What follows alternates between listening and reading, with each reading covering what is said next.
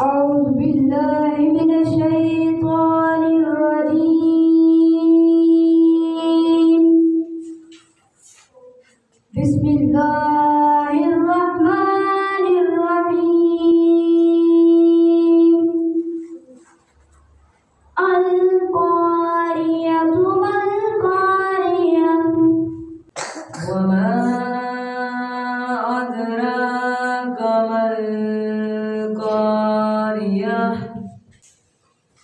يوم يكون الناس كالفراش المبثوث وتكون الجبال كالعهن المنفوش فأما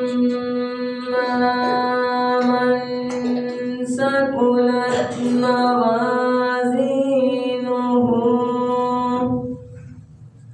فهو في عيشة راضية وأما من خفت موازينه فأمه هاوية وما أدراك ما هي نار